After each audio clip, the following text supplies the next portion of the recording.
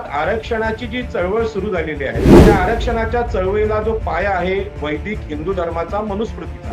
मनुस्मृतीने स्पष्ट केलं की सगळ्या प्रकारचे अधिकार हे या देशामध्ये ब्राह्मण क्षत्रिय वैश्य यांनाच आहे. क्षत्रियांना दिवसण्याचा प्रकार आरक्षणाच्या माध्यमातून होतोय आणि म्हणून आरक्षणाचा विरोध आतापर्यंत केला गेला. त्यांनी जमिनी का विकल्या, कोणत्या छंदाने विकल्या?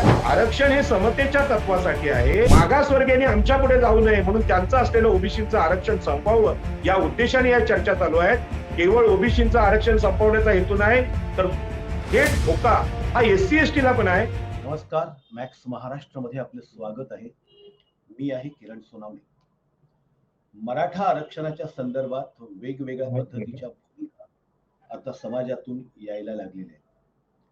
मनोज जरांगे पाटील यांनी सरसकट सगळ्या मराठ्यांना कुणबी प्रमाणपत्र द्या आणि ओबीसी मधून आरक्षण द्या अशा प्रकारची मागणी करून सरकारला सळो की पळो करून सोडलेलं आहे.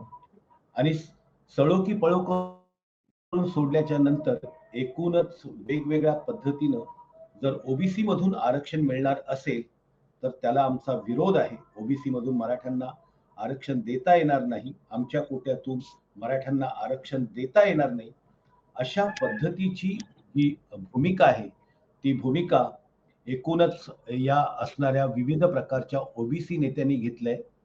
त्याच्यामध्ये सत्ताधारी पक्षातले नेते असो किंवा विरोधी पक्षातले नेते असो, वारंवार एक गोष्ट बोलताना दिसतात की ओबीसीच्या आरक्षणाला धक्का न लावता मराठा समाजाला आम्ही आरक्षण देणार आहोत. तर आपल्यासोबत आता या संदर्भात बोलण्यासाठी ओबीसीचे नेते, आगरी कोळी भंडारी समाजाचे नेते राजाराम पाटील साहेब आहेत. राजाराम पाटील साहेब, स्वागत आहे तुमचं मॅक्स महाराष्ट्रमध्ये.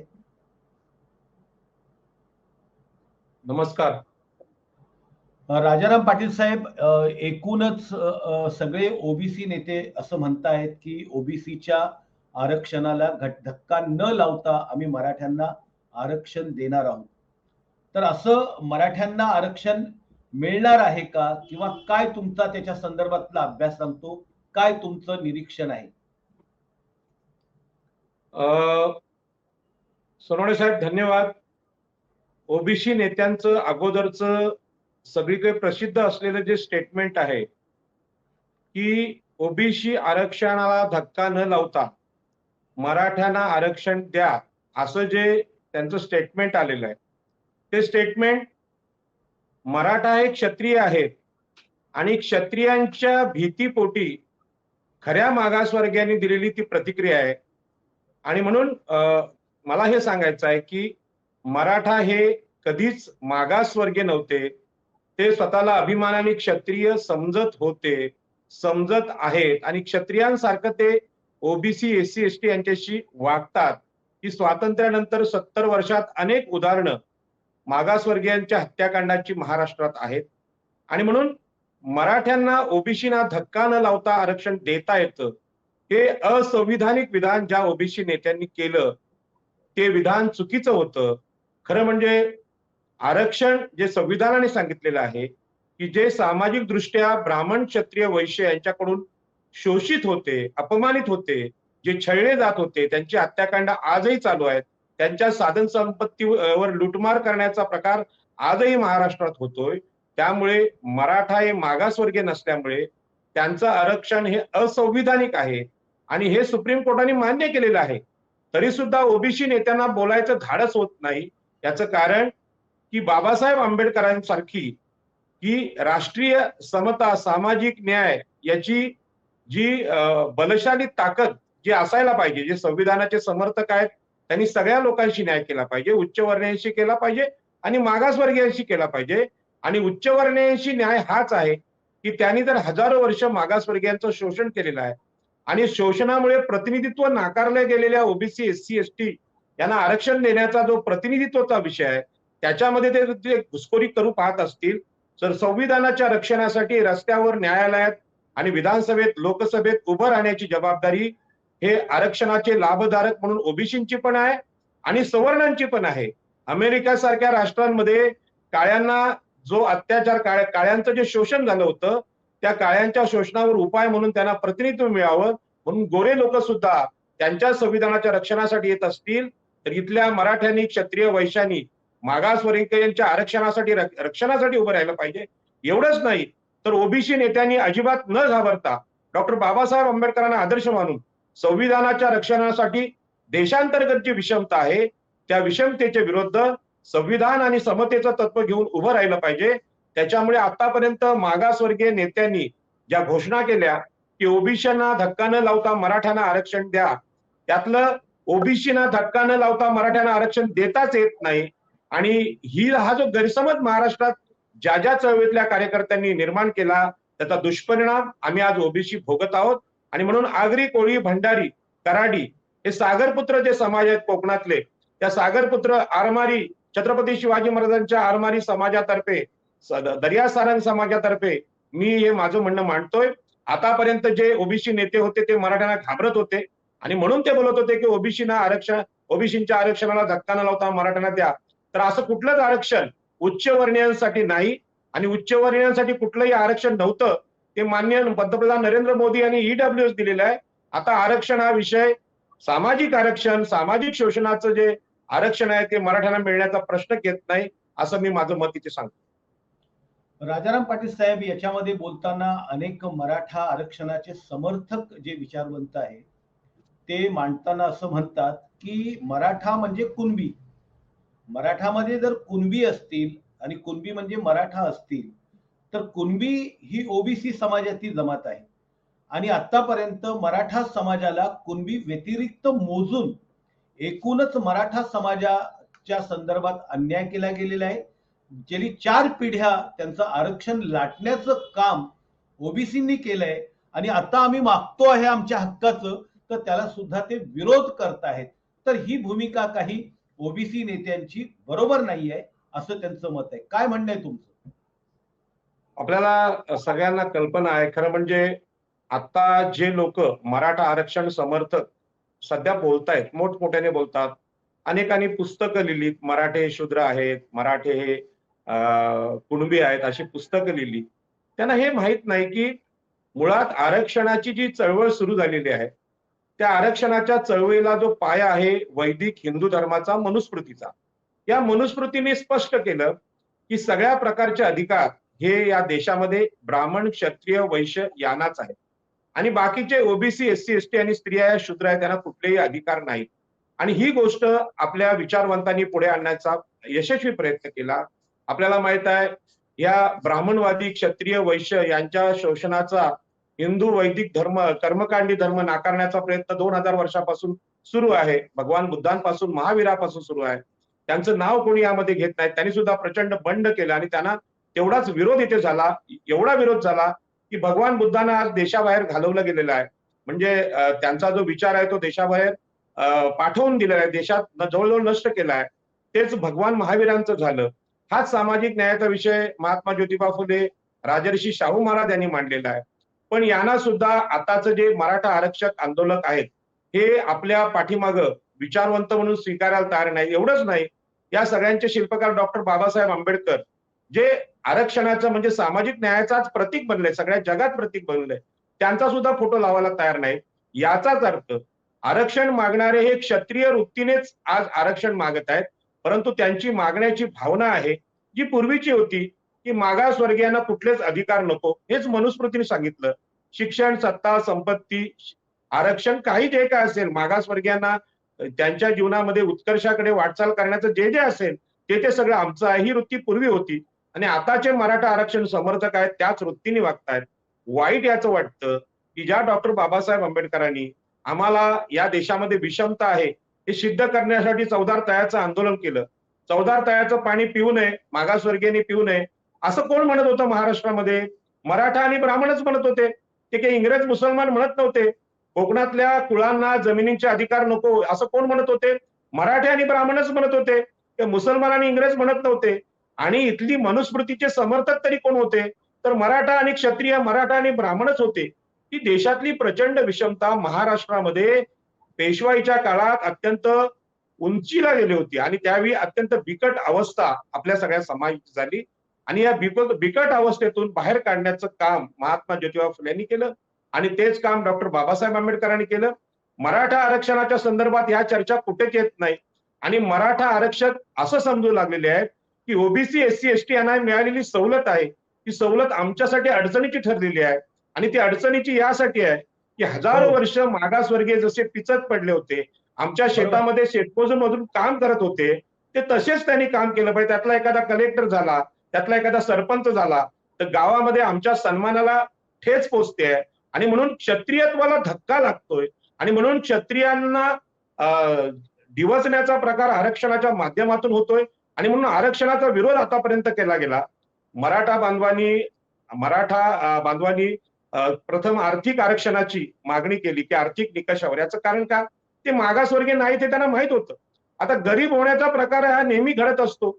मागचे जहागीरदार, शिलेदार, सरंजामदार हे भिकारी झालेत हे आता सगळ्यांना माहिती, पण ते का झाले? त्यांनी जमिनी का विकल्या, कोणत्या छंदाने विकल्या आणि कुठल्या गर्वाने विकल्या याचं त्यांनी आत्मपरीक्षण करावं. आणि मागासवर्गीय समाज घरांसाठी, जमिनीसाठी, कुळ कायद्यासारखे आंदोलन करतोय, पाण्यासाठी आंदोलन करतोय. ही आंदोलनं महाराष्ट्रातलीच आहेत ना. याचा विसर मराठा आरक्षण समर्थनाला का पडला? कोकणामध्ये तुम्ही कोणकोणत्या जातींना पाणी नाकारले, कोणकोणत्या जातीला जमीन नाकारले? जर तुम्ही नाकारणारे होता तर तुमच्याकडे सगळे अधिकार होते, मग आज तुम्ही मागासवर्गीय कसे? आणि म्हणून आरक्षण हे समतेच्या तत्वासाठी आहे. अजूनही जमिनींची वाटणी झालेली नाही, जमिनींची समान वाटणी झालेली नाही. जमिनी नाहीत मागासवर्गीय ओबीसी एससी एसटी यांच्याकडे आणि म्हणून पाणी ठेवू शकत नाही. आज ऊसाची शेती कोणाकडे आहे? ऊसासाठी 60% महाराष्ट्र पाणी मराठे वापरतात. आणि मग केवळ आरक्षणाचा मुद्दा नाही तर आरक्षणाच्या चर्चेमध्ये मंडल आयोगाने सांगितलेलं आहे की तुम्ही जमिनींचं समान वाटप करा, पाण्याचं समान वाटप करा, मग तुम्हाला कळेल मागासवर्गीयांचं दुःख काय आहे. मागासवर्गीयांना सगळ्यांनाच काय आरक्षणाने नोकऱ्या भेटत नाहीत किंवा राजकीय आरक्षण भेटत नाही, परंतु तो एक मार्ग आहे. आमचा एखादा नेता विषय मांडायला तरी पुढे व्हावा आणि एखादा नेता जर ओबीसीचा असा विषय मांडायला आला तर त्याच्यावर तुटून पाडण्याची जी पद्धत मराठ्यांची आहे ही क्षत्रिय वृत्ती आहे, मागासवर्गीयांची वृत्ती अजिबात नाही. तुम्ही आरक्षण मागायला आलात तर आरक्षणाचे जे पूर्वीचे जे मानकरी आहेत ओबीसी एससी एसटी यांच्या सोबत जाऊन त्यांच्याशी चर्चा करून त्यांचा विचार घेऊन तुम्ही बोललं पाहिजे. तुम्ही तुमची ताकद, आज जी सत्ता आहे, स्वातंत्र्यानंतर 13 मुख्यमंत्री, 13 महसूल मंत्री, 13 गृहमंत्री तुमचे, ब्राह्मण क्षत्रियांचे, आणि ती राजकीय ताकद, ती सरकारी ताकद घेऊन तुम्ही ओबीसी विरुद्ध बोलत असाल तर तो आमच्यावर अन्याय आहे. आणि मागासवर्गीयांना मी सांगू इच्छितो की आपल्या चळवळी कमी पडल्या त्याच्यामुळे हे लोक पुन्हा एकदा क्षत्रिय झालेले आहेत. संविधानाने त्यांची समता आणण्याचा, त्यांचं जे मानसिकता आहे ती मानसिकता बदलण्याचा एक प्रक्रिया केली होती की या देशामध्ये स्त्रिया पंतप्रधान होऊ शकतात, स्त्रिया राष्ट्रपती होऊ शकतात, शूद्र अतिशूद्र विधानसभेत जाऊ शकतात, लोकसभेत जाऊ शकतात. क्षत्रियच राज्य असतात, क्षत्रियच तलवार चालवतात आणि क्षत्रियच सत्तेचे मानकरी असतात. हा जो मनुस्मृतीचा गैरसमज आहे हा संविधानाने घालवला होता. परंतु जशी जशी मागासवर्गीय आरक्षणाची चळवळ कमकुवत झाली त्याचा फायदा या मराठा बांधवांनी घेतलेला आहे. आणि जेव्हा आम्ही क्षत्रिय आहोत, आम्ही शूर आहोत, तुम्ही शूद्र आहात, अशा अहमहिकेमुळेच जे कोणी कुणबी असतील, शेतकरी असतील, त्यांनी स्वतःला मराठा म्हणून तिथे लिहिलेलं आहे, क्षत्रिय म्हणून ते गर्वाने सांगतात. मला सुद्धा मराठवाड्यातून 2-3 फोन आले, त्यांनी सांगितलं की पाटील साहेब आम्ही मराठे आहोतच पण आम्ही कुणबी दाखले घेणार. एकाच वेळी दिवसाला रात्र कशी म्हणायची, अंधाराला उजेड कसा म्हणायचा, हे जे प्रश्न आहेत ते मराठा बांधवांनी लक्षात घेतलं पाहिजे.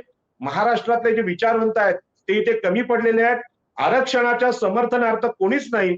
2014ला मोदींचं सरकार आले त्यापासून हिंदुत्वाचं वातावरण तयार झालंय.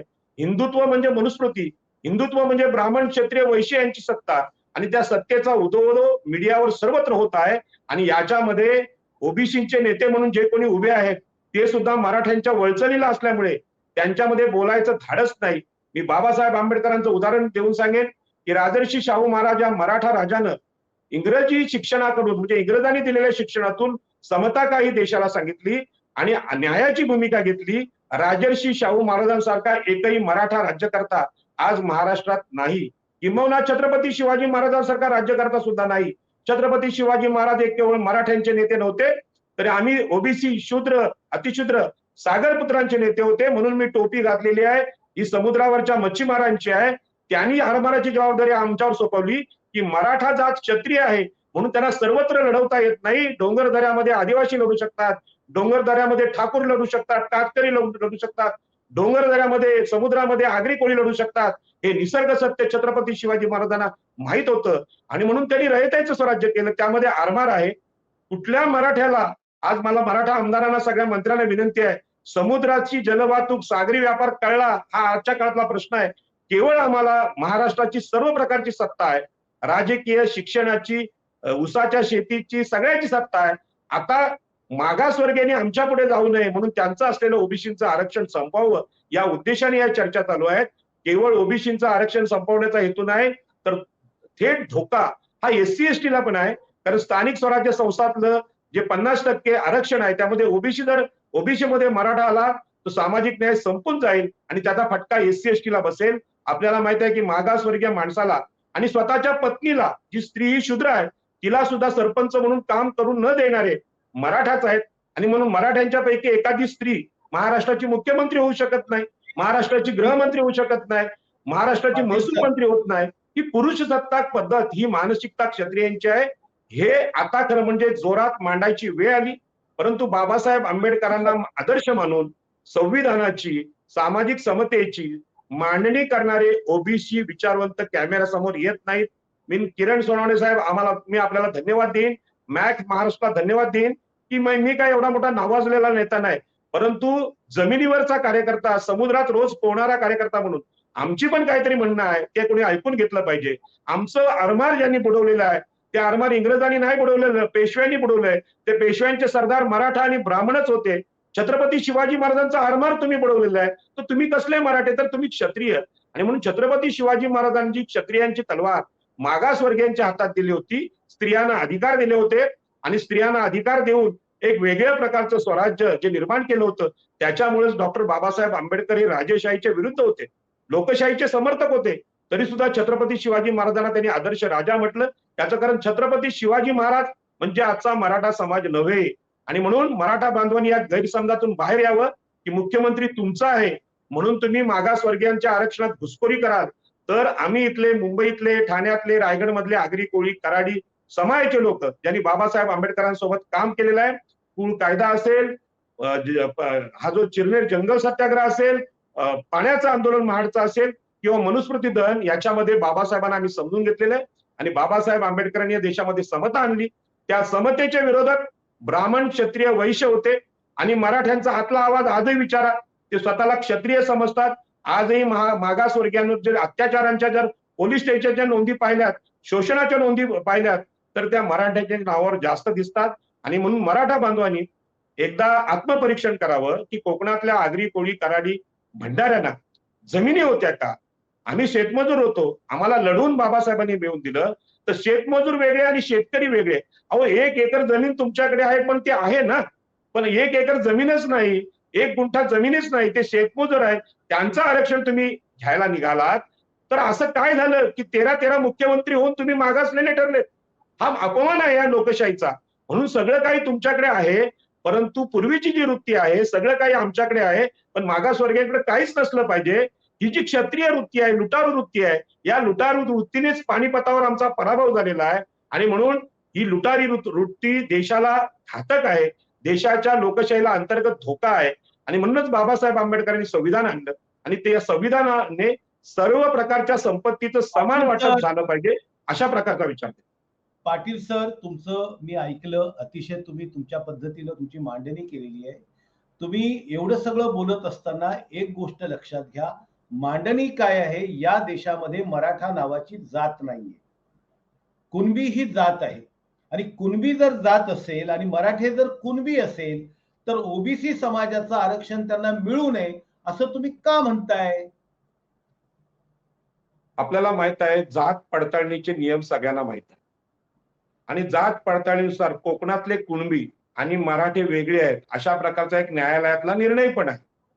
आणि हा निर्णय न्यायालयातला कुठला निर्णय आहे, काय संदर्भ? कुणबी हे विरोधी गेलेले आहेत मराठ्यांच्या विरोधात. आमचे बावकर साहेब, चंद्रकांत बावकर कुणबी हे विरोधीत गेले. आणि कुणबी हे मराठा नाहीत हे मान्य झालेलं आहे. आणि म्हणून सुप्रीम कोर्टाने त्यांना सांगितलं हे मागासवर्गीय नाहीत, कुणबी हे मागासवर्गीय आहेत. कुणब्यांचं शोषण झालेलं आहे. आता कुणबी कोकणातले किती मागास आहेत, तुमचे घाटावरचे किती मागास आहेत, त्याला प्रादेशिक नियम घातलेले आहेत. कोकणातल्या कुणबींची अवस्था आहे ती कदाचित पश्चिम महाराष्ट्रातले नसतील आणि दाखले देताना हा विचार झालेला आहे. सरसकट कुणब्यांचे दाखल्याला मराठ्याला द्यायचं असतील तर जे मराठे स्वतः क्षत्रिय समजतात, नारायण राणेंनी विरोध केलेला आहे की आम्ही क्षत्रिय आहोत, 96 कुळी आहोत, असा अहंकार सगळ्याच मराठ्यांना आहे. आणि मराठ्यांना हा अहंकार होता, मराठा ही जात नाही आपण म्हणतो, पण नक्की मत काय, तर मराठे स्वतःला मनातून क्षत्रिय समजतात. आणि जी क्षत्रिय म्हणून जमीनदारी आहे, राज्यकर्ता जो वर्ग आहे तो आजही महाराष्ट्रात मराठाच आहे. मला सांगा, एकनाथ शिंदे मराठा मुख्यमंत्री आहेत, त्याच्या अगोदर 13 ते 12 मुख्यमंत्री झालेले आहेत. वसंतदादा पाटील या मराठा मंत्र्यांनी आमच्या उरणला आगरी कोळ्यावर गोळ्या घालून आमच्या जमिनी घेतल्यात. हे काही इंग्रज होते का? पण ही वृत्ती कुठली आली? एक शेतकरी दुसऱ्यावर गोळ्या का घालतो, त्यांच्या जमिनी का घेतो, 100% भूमिहीन का करतो? हे जे कोकणातले शोषणाचे प्रकार आहेत, तर कुणबी हे मराठे आहेत, याला विरोध आम्ही न्यायालयात करणार आहोत. आणि त्या न्यायालयाच्या विरोधामध्ये सरसकट मराठे कुणबी असतील तर महाराष्ट्रामध्ये पुढारलेला वर्ग कोणता? एकटा फडणवीस पुढारलेला आहे का? फक्त ब्राह्मण पुढारलेले आहेत का? दुसरे कोणी पुढारलेले नाहीत का? आणि एवढे जर महाराष्ट्रात मागासवर्गीय असतील तर महाराष्ट्राचं शोषण कोणी केलं? आज ही आरक्षणाची वेळ मराठा समाजावर आली, ती कोणी आणली? ती काही इंग्रजांनी आणली, मोगलांनी आणली, पोर्तुगीजांनी आणली? महाराष्ट्राचे राज्यकर्तेच तुम्ही आहात. मग हे शोषण नक्की कोणी केलं याचं स्पष्टीकरण झालं पाहिजे. आणि म्हणून खासगीत बोलायचं, आमची एवढी घराणे मराठी राज्यकर्ते आहेत, आम्ही क्षत्रिय आहोत आणि बाकीचे गरीब आहेत, पण शोषण कोणी कोणाचं केलं? अहो, गरीब मराठ्याने सुद्धा अत्याचार केलेले आहेत. आमच्याकडे आम्ही अनुभवतोय तो. कोयना प्रकल्प असताना आमच्याकडे जमिनी दिल्या जातात, पण आमच्या ज्या जमिनी घेतल्यात आम्हाला कोणीच न्याय द्यायला तयार नाही. आमची घरं पाडली जातात. आमची 200 गावठाणं मुंबईतली अनधिकृत ठरवणारे महसूल मंत्री मराठा आहेत, विखे पाटील. आताचे मुख्यमंत्री एकनाथ शिंदे मराठा आहेत. त्यांनीच आमच्या सिडको मधली गावठाणं अनधिकृत ठरवली. आरक्षण जाऊ द्या, पण आमचे धंदे उद्योग संपवले. कोणी संपवले? हे 70 वर्षानंतरच्या आताची आकडेवारी, आम्ही जुना इतिहास सांगत नाहीत. त्याच्यामुळे मराठाच कुणबी आहेत ही बोलायची वेळ ज्यांच्यावर आली त्यांनी आत्मपरीक्षण करावं. कुणबी दाखले घेताना तुम्ही आदिवासींपेक्षा मागास आहेत का? ओबीसींपेक्षा मागास आहेत का? तुम्ही एससींपेक्षा मागास आहेत का? याची तपासणी करावी. सत्ता आमची आहे म्हणून सगळे आयोग आम्हीच करायचे. मुख्यमंत्री आमचे आहेत म्हणून मुख्यमंत्र्यांनी जरांगे पाटलांना पाठिंबा द्यायचा, तिथे न्यायमूर्तीने भेटायला जायचं. अहो, अत्याचारित आदिवासी कितीतरी आहेत, मग त्या अत्याचारित आदिवासींना कधी मुख्यमंत्री भेटायला येतात का? आमचा सायन कोळीवाडा तोडत होता त्यावेळी आम्ही आवाहन केलं मुख्यमंत्र्यांना की या आणि बघा काय ते, की आमची 3-3 गुंठ्याची घरं, बोटी ठेवायच्या जागा हे झोपड्या म्हणून तुम्ही तोडल्या, तेव्हा तुमची नीती कुठे गेली होती?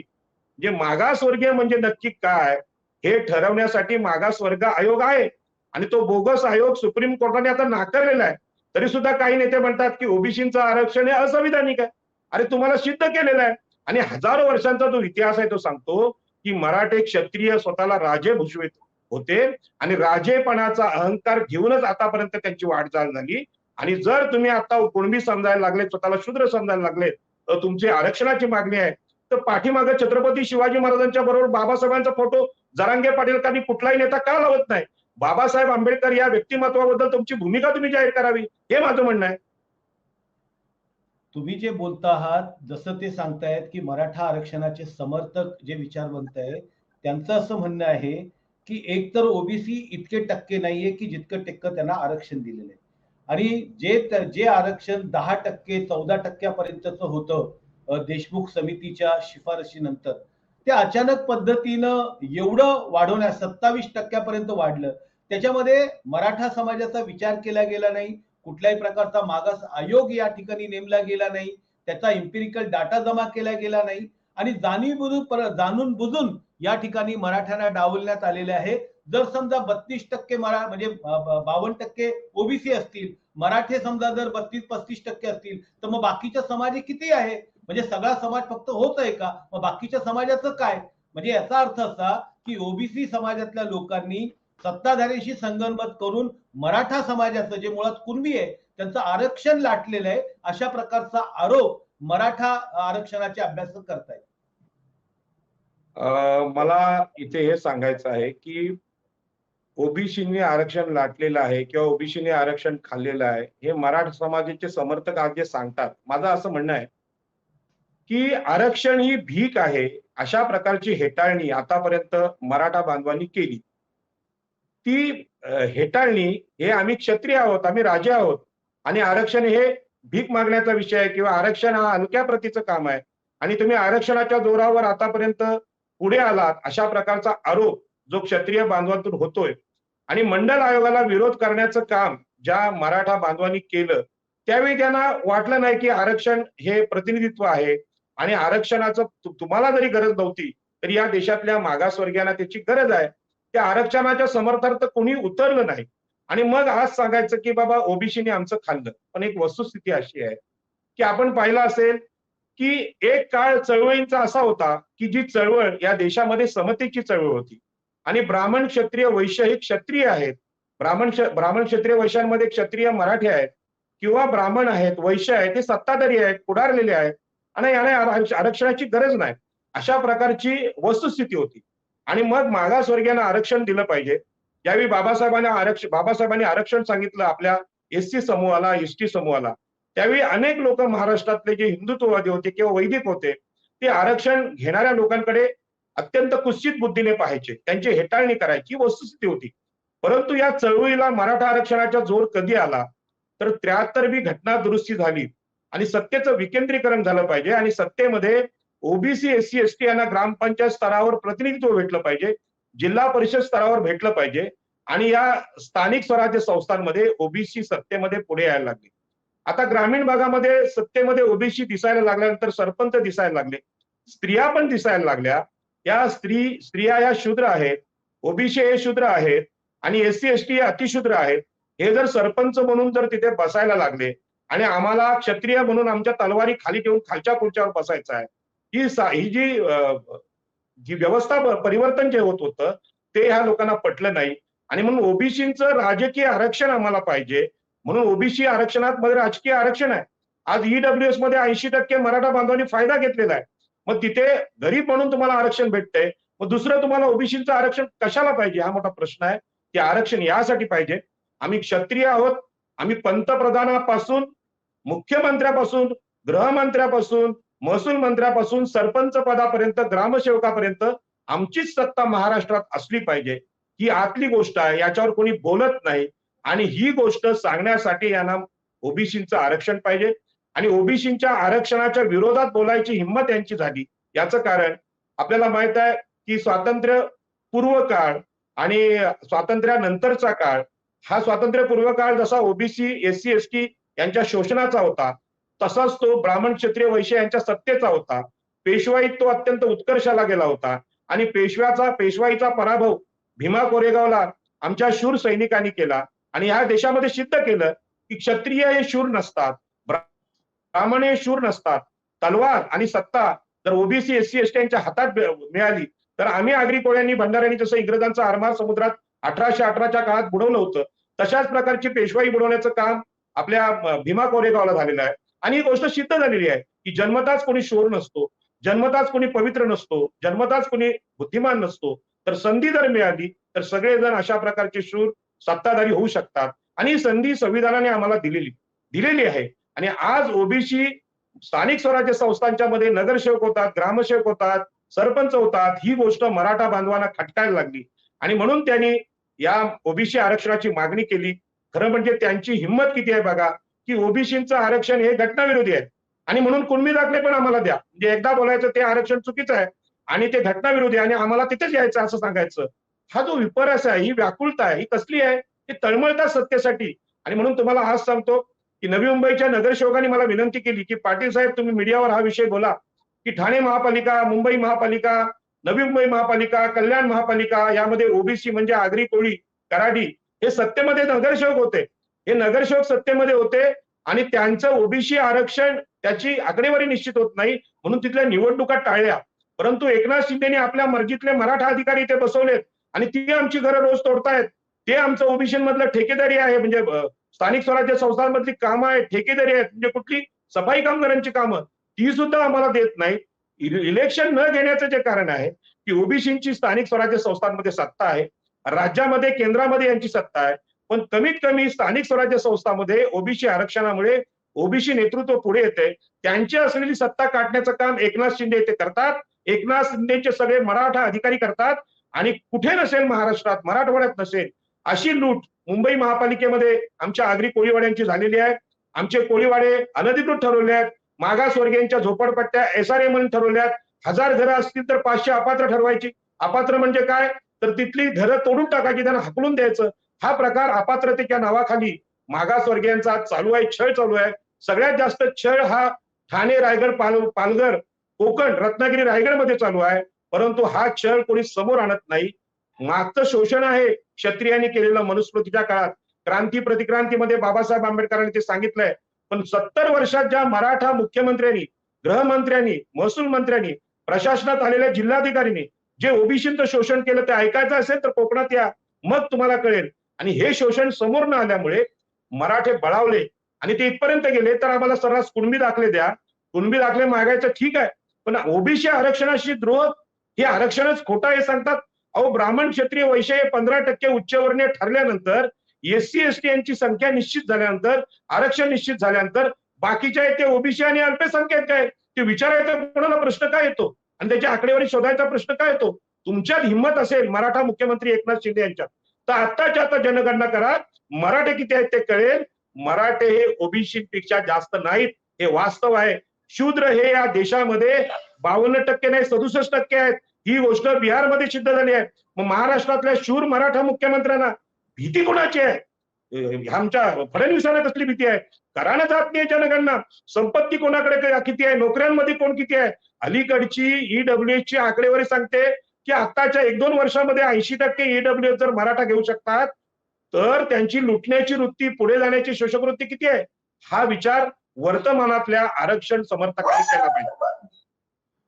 प्रश्न इथे उपस्थित होतोय की तुम्ही ज्या पद्धतीनं मांडणी करतात, पण जर समजा जे मराठा समाजाचे लोक आहेत, कुणबी त्यांच्या नोंदी सापडत असतील, नोंदी मिळत असतील, तर त्यांना कुणबी दाखले मिळाल्याचा तुम्हाला विरोध का असण्याचं कारण काय? ज्यांच्या नोंदी जर समजा वेगवेगळ्या असणाऱ्या दप्तरातून मिळत आहेत, सापडत आहेत, कुणबी म्हणून वेगवेगळ्या ठिकाणी सरकार शोधतंय आणि जुन्या दप्तरातून मिळत आहे आणि त्याला दाखले द्यावे असं जर समजा म्हटलं जात असेल तर तुम्हाला त्यात अडचण काय? कारण की यापूर्वी तर विदर्भातले असतील, खानदेशातले असतील, अनेक ठिकाणचे जे मराठे आहेत त्यांनी कुणबी दाखले घेऊन तो आरक्षण कुणब्यांमध्ये घेतलेलंच आहे ना.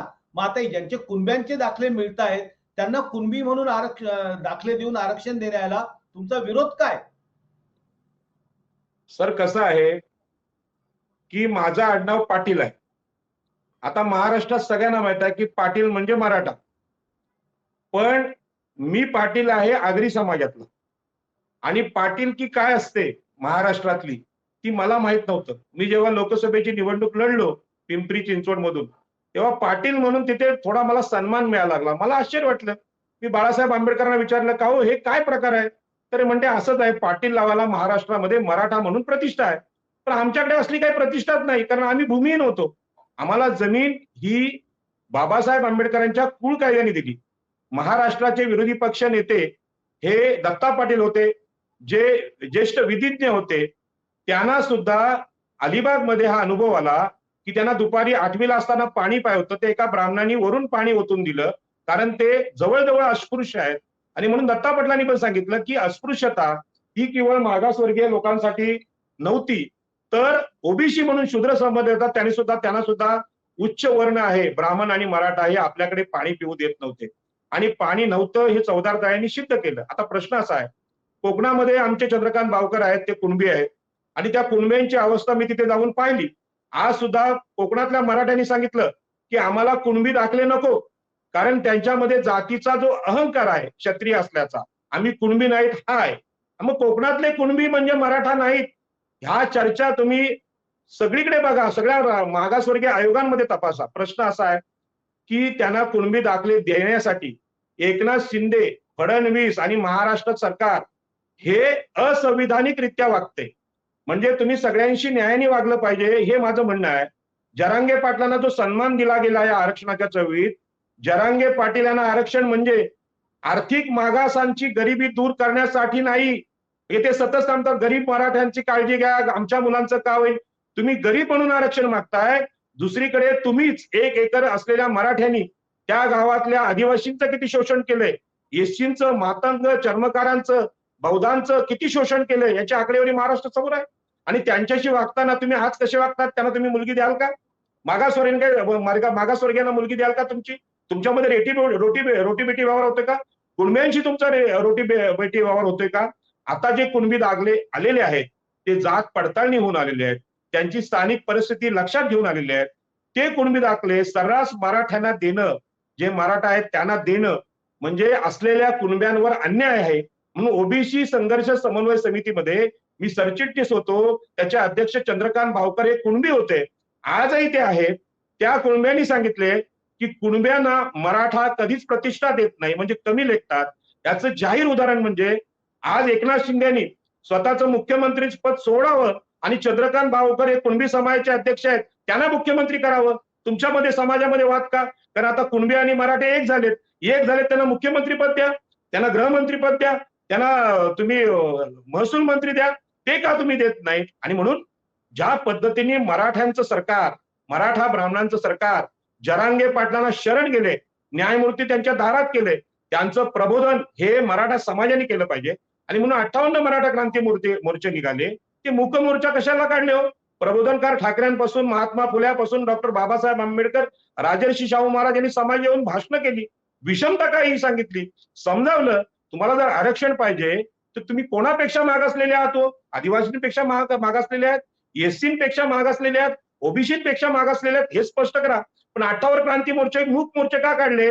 आपल्याला बोलता येत नाही, बोलायला तोंडच नाही.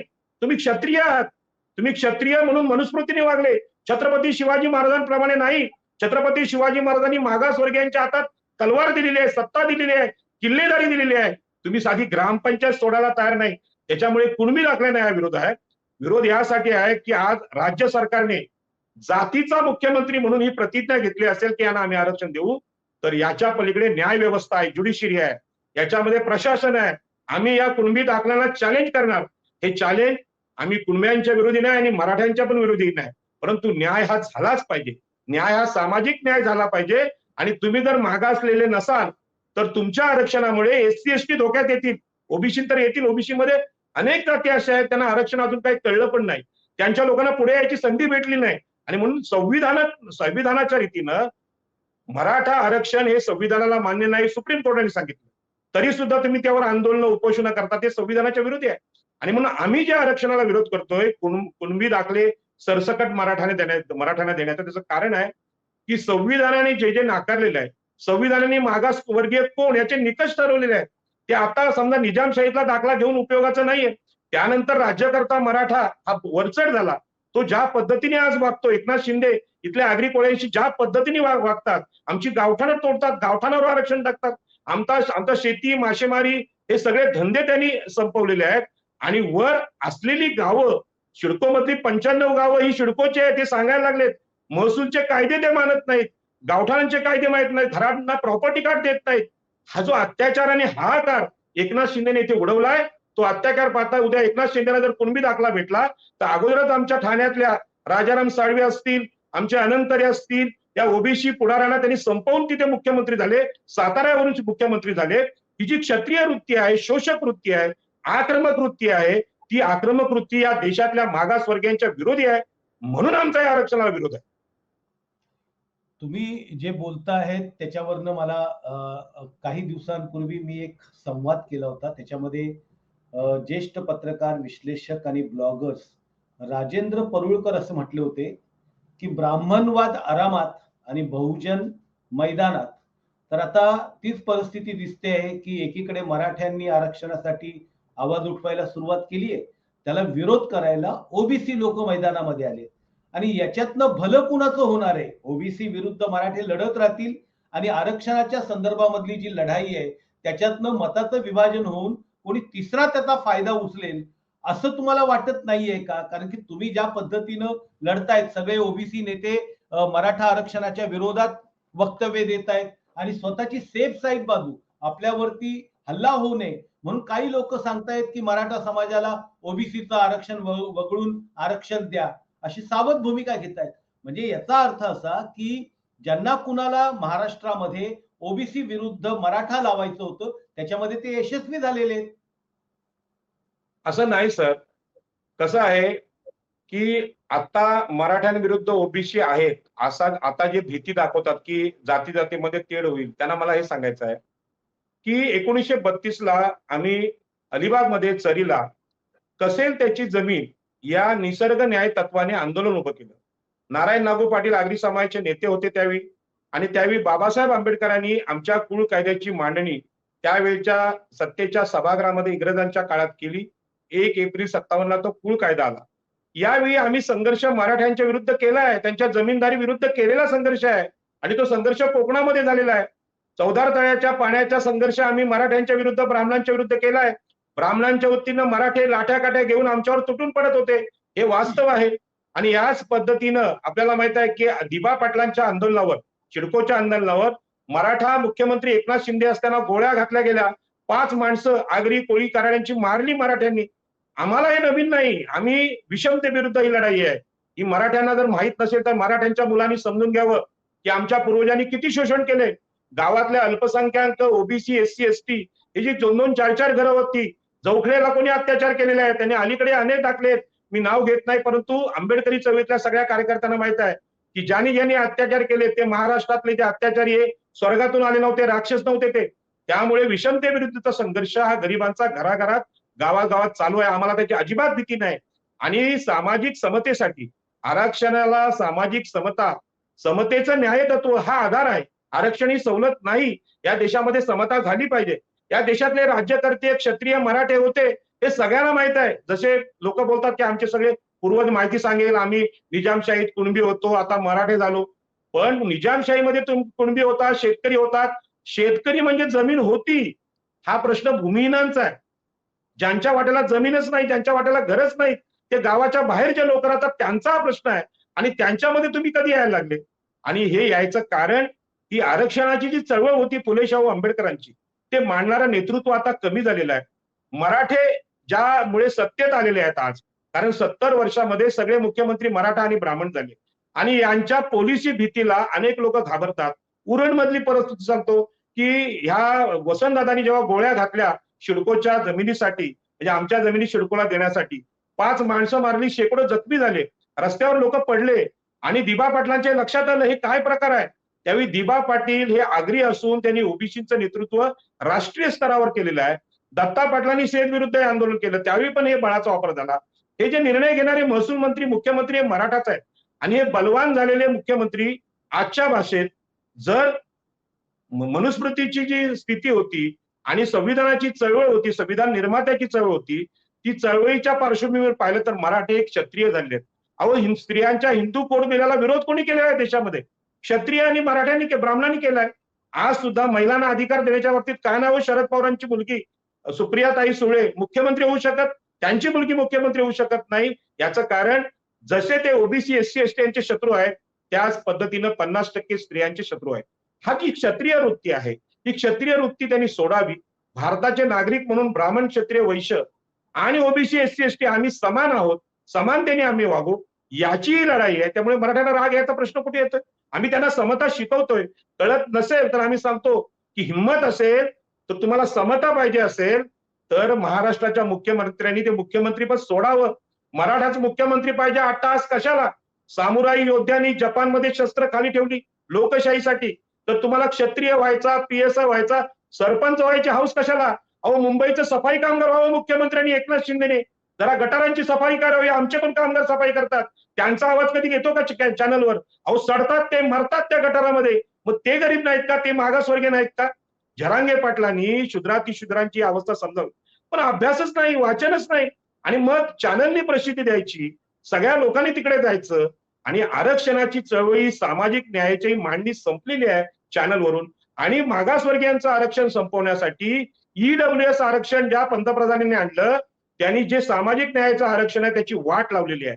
कारण आर्थिकदृष्ट्या कोणी दुर्बल असेल त्याला मदत करण्यासाठी अनेक योजना असतात, त्यासाठी आरक्षण नसतं. उद्या विजय मल्ल्या 900 कोटी खाऊन भिकेला लागला, अदानी भिकेला लागला, त्याला आम्ही जबाबदार आहोत का? आम्ही जबाबदार नाही. आणि म्हणून हे आर्थिकदृष्ट्या आरक्षण आणलं, हे आरक्षण संपवण्यासाठी.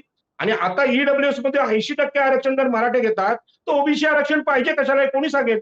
पण ओबीसींची स्थानिक स्वराज्य संस्थांमधली सत्ता आहे ती त्यांना पाहिजे. आज नवी मुंबईच्या निवडणुका होत नाहीत, ठाण्यातल्या निवडणुका होत नाहीत, ठाण्यातली गावठाणं तोडतायत, आग्र्यांची घरं तोडतायत. हा प्रकार काय हो? हे प्रशासक कोण आहेत? हे मुख्यमंत्री कोण आहेत? हे सगळे मराठा आहेत. फडणवीस ब्राह्मण आहेत. अजितदादा उपमुख्यमंत्री मराठा आहेत. आणि मराठ्यांची ही जी वृत्ती आहे ती क्षत्रिय वृत्ती, शोषक वृत्ती आहे. आणि म्हणून वृत्ती त्यांनी सोडली तर आपले सगळे समान होऊ. तुम्ही अत्याचार ज्या कारणाने करता, हजारो एकरच्या जमिनींचे सातबारे. आज छत्रपती शिवाजी महाराजांच्या वारसांकडे 42,000 एकर जमीन आहे. शिवाजी महाराजांनी सांगितलं होतं की ती रयतेला वाटून टाकावे. या जमीनदारी पाहिजे कशाला तुम्हाला?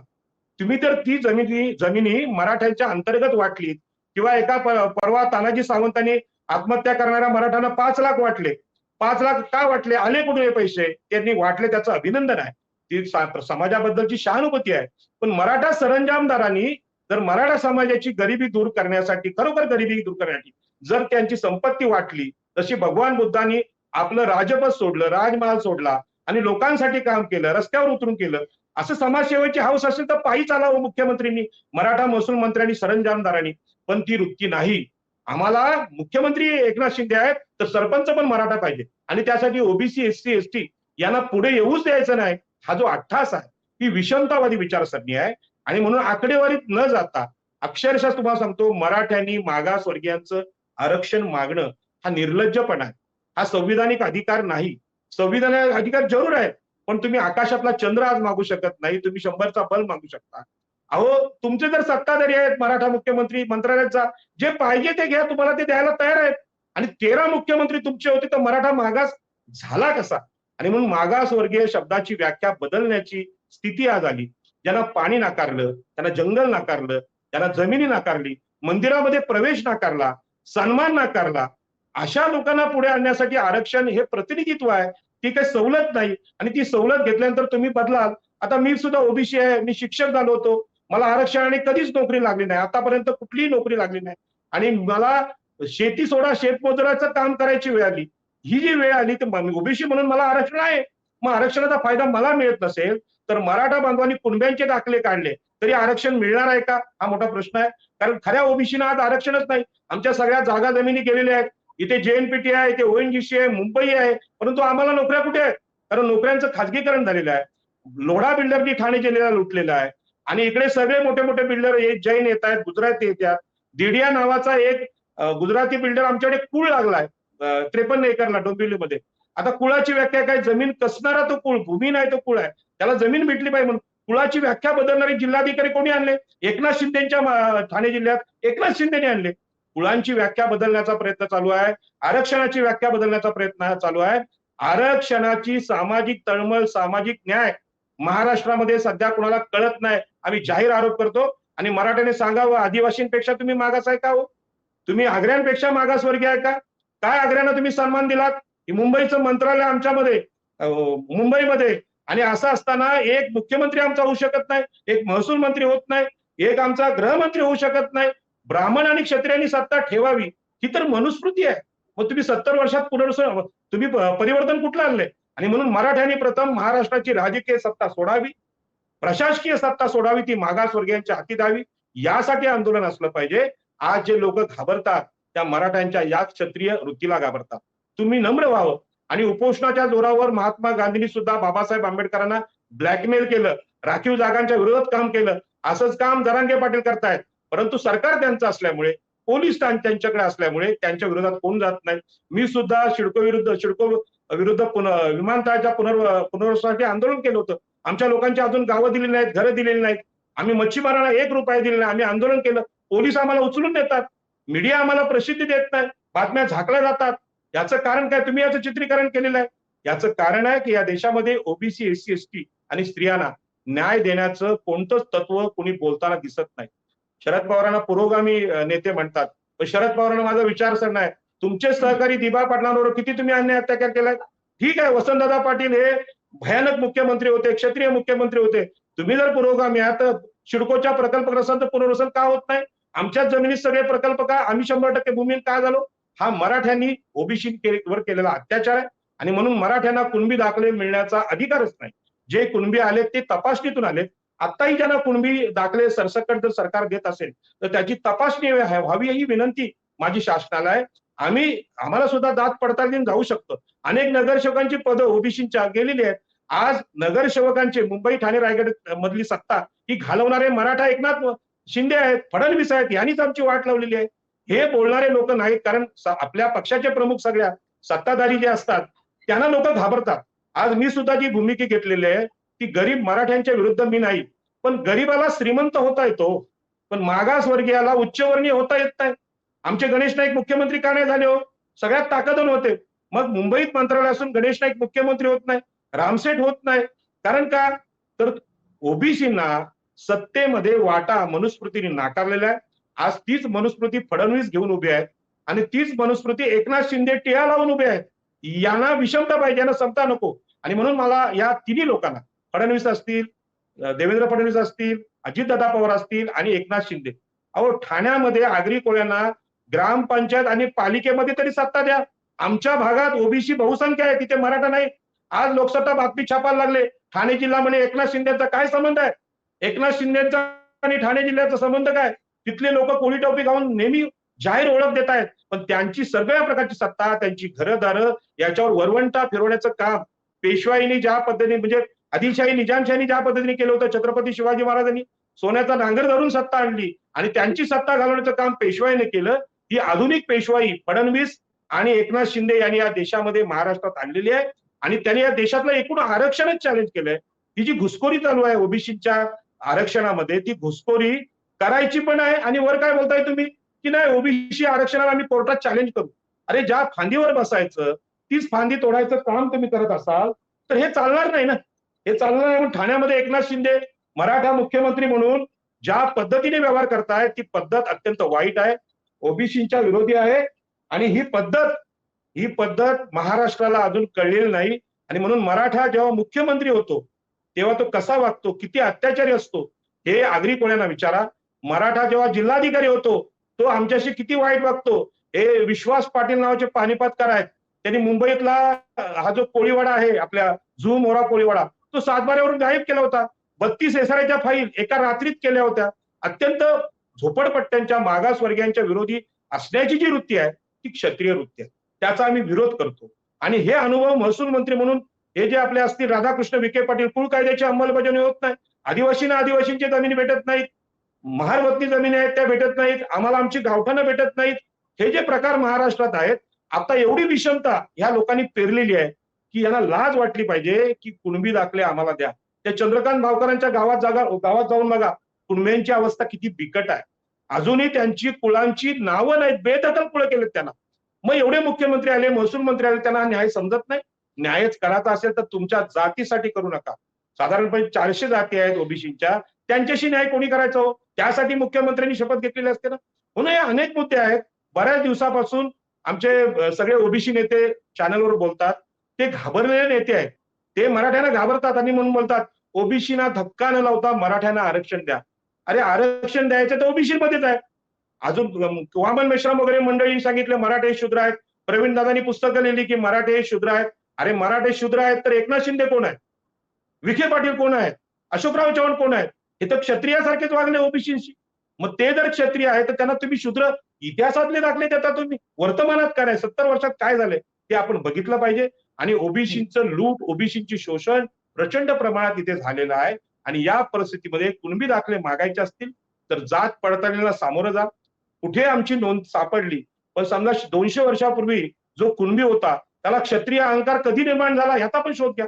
आमचा प्रश्न त्या उच्च जातीच्या मनातल्या अहंकाराशी आहे, जो अहंकार एकनाथ शिंदेच्या रूपाने आज आम्हाला ओबीसीना आगरी कोळ्यांना ठाण्यामध्ये अनुभवायला येतोय.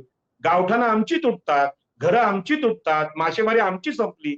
छत्रपती शिवाजी महाराजांच्या आरमाराचे लोक आम्ही, त्यांच्या समुद्राचं त्यांच्या खाड्यांचं यांनी गटार केलं, रेती खडी मासेमारी हे सगळे धंदे बंद केले आणि ओबीसीचं आरक्षण पण देत नाही. आणि ओबीसी नगरसेवक आमचे काय येत होते त्यांच्या निवडणुका थांबवण्याचं काम या फडणवीसांनी आणि एकनाथ शिंदेने केलं असेल तर वर्तमानातल्या विषमतेवर बोललं पाहिजे. मला कल्पना आहे, मी वकील नाही, मी न्यायालयात जाऊ शकत नाही, परंतु आम्ही दुसऱ्या वकिलांच्या मार्फत मराठा आरक्षण हे असंविधानिक आहे, सुप्रीम कोर्टाने नाकारलेलं आहे. आणि वर्तमानात भूमिहीनांची संख्या मराठा 1 एकरावर आला असेल तर आमच्याकडे 1 गुंठा पण राहिलेला नाही, आमचं घर पण राहिलेलं नसेल, तर ह्या विषमतेची चर्चा महाराष्ट्रातल्या मराठा आरक्षण समर्थकांच्या कानापर्यंत गेली पाहिजे. आणि मी मराठा बांधवांना विनंती करतोय की तुमच्यामध्ये अनेक विद्वान आहेत. जरांगे पाटील ही आरक्षणाची भूमिका मांडू शकत नाहीत, हे वास्तव आहे. आणि म्हणून एखाद्या अडाणी माणसाला उभं करायचं आणि सांगायचं आम्हाला आरक्षण पाहिजे, तो अट्टास धरायचा. दिलं नाही तर आम्ही असं करू, आम्ही महाराष्ट्राला पेटवू, हे करू ते करू. आग लावता सगळ्यांना येते. माकडाच्या हातात कोलीत दिलं ते पण आग लावतं, त्यासाठी शहाणपणाची गरज नसते. पण आग लागू नये याची काळजी घेणं, देशाला सुरक्षित करणं, यासाठी विवेकी माणसाची, विज्ञानवादी, संयमी माणसाची गरज असते, जो विचार भगवान बुद्धांनी सांगितला. आणि आज जगामध्ये अशांती पेटलेली आहे. जगामध्ये ते पॅलेस्टाईन इस्रायल युद्ध आहे. 3-3 धर्म तिथे एकत्र आलेत आणि ते एकमेकांचा जीव घेतात. माणसं दिवसा ढवळ्या ट्रकवारी मारली जातात. अशीच तुमची क्षत्रिय वृत्ती असेल तर अशा क्षत्रिय वृत्तीचा पराभव भारतीय संविधानाने कधीच केलाय. शस्त्र घेण्याचा अधिकार आज स्त्रियांकडे आलाय, ओबीसी एससी एसटींकडे आलेला आहे. शस्त्र कसं चालवायचं ते आम्हाला पण कळतं. परंतु भारतीय संविधानाची अहिंसावादी भूमिका आम्ही स्वीकारलेली आहे. याचा अर्थ आगरी इथला बोलत नाही, त्याचा गैरसमज कोणी करू नये. आणि म्हणून इथल्या शिडकोतला पैसा घ्यायचा, ओएनजीसीतला पैसा घ्यायचा, जैनपीठीतला पैसा घ्यायचा, तो नागपूरला न्यायचा, तो साताराला न्यायचा. या त्या भागातल्या जे शोषण आहे, ते चोऱ्या आहेत, त्या चोऱ्या आता पकडल्या जातात. आणि म्हणून कुणबी, हे कोकणातले कुणबी काय आहेत हे बघावं. आणि ते कुणबी नुसते गरीब नाहीत, तर त्यांचं शोषण इथल्या मराठ्यांनी केलंय. आणि म्हणून मराठ्यांना लाज वाटते कुणबी व्हायची. का? आम्ही क्षत्रिय आहोत, आम्ही शूर आहोत. कुणबी हे हलके आहेत. ही हलकेपणाची भावना आहे ना, ती हलकेपणाची भावना म्हणजे दुसऱ्याला हलके समजायची भावना, हीच या देशातली मनुस्मृती आहे, विषमता आहे. ती आम्हाला घालवायची.